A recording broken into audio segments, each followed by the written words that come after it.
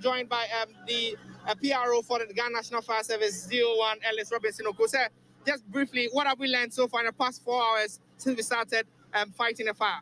Yes, we had a distress call around 10 past 9 in the morning, and we have been able to use about 9 of our tenders and one from the armed forces to be able to bring this fire under control. So currently, the confirmation is that it's under control? Yes, it's under control. But you and I know that we have to attack the small fires in the various containers and shops around before we leave finally. Okay, what do we know as the immediate cause, at least per your preliminary assessment? We cannot establish any now, but then we have been informed that almost every shop here has a generator, and some eyewitnesses around are saying that it started from a generator. But then we don't want to rely on that to do our investigations to establish the cause of the fire. Do we have a confirmation of any casualty this afternoon? So far, we don't have any casualties. Now, they talked about the pressure in the hydrants here. We've learned that most of the hydrants within the central business district are low on water.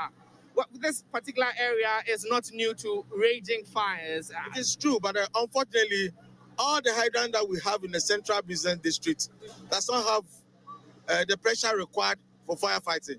So we have to rely on Circle and other adjoining communities, and it's quite far from here.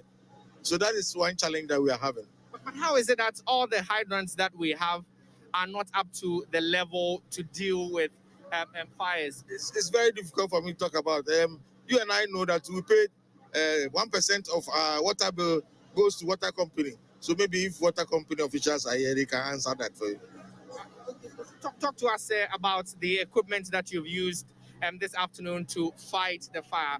We saw one 10-table ladder being deployed this afternoon. It seemed to be very efficient, in fact, more efficient than the other tenders that you use. Is it just one that you have? Why didn't we deploy more than just one?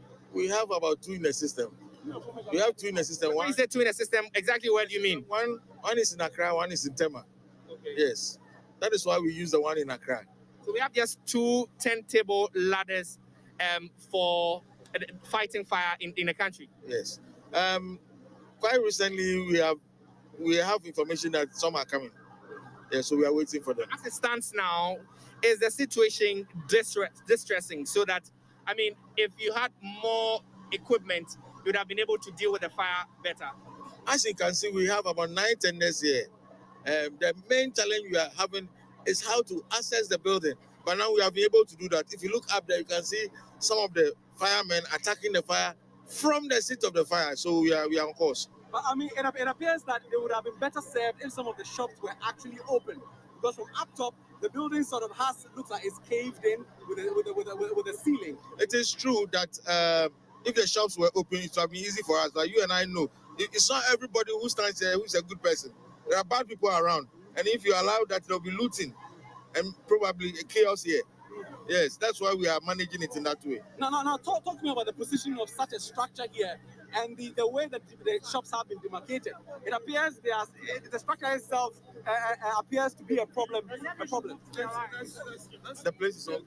And so we're moving away to get a bit more of updates from DO1 Ellis Robinson Oko. He is the public relations officer for the Ghana National Fire Service, just speaking to us with updates on the initial assessment. Itself and where it is positioned isn't a problem. So listen to him.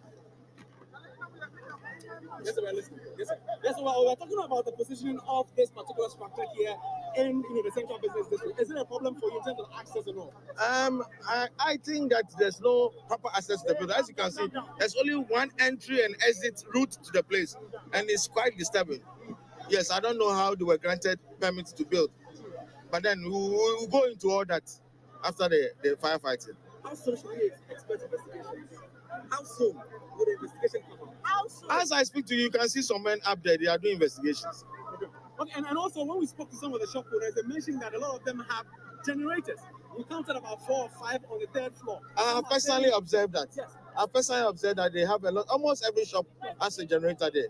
Yes, and some are saying it could be the cause because there's petrol, there's hair. That's the speculation, but I don't want to rely on hearsay. Let's do the proper professional work, and then we confirm what actually caused the fire. And then finally, the presence of fire extinguishers, but then the people themselves were unable to use the fire extinguishers when the fire started, at a very, very small level. I'm not aware of that. I've seen some extinguishers around, but after the investigation, we'll know why they were not able to. Probably they don't even know how to operate it. So we'll go into that and see how best we can educate the people on the ground. And that's deal one Ellis Robinson Oko, who has been reacting to the fire this afternoon and speaking to us about the extent of damage. He says that other subsequent investigations will be conducted. And so these are live pictures that we're bringing to you from the Makola market, which is currently the scene of a fire. And this building is just 2 blocks away from the GCB Makola branch. So, Charles, you heard DO1 Ellis Robinson Oko speak to us about what he has gathered so far and what subsequent investigations are going to reveal. Charles? Well, so one telling part of his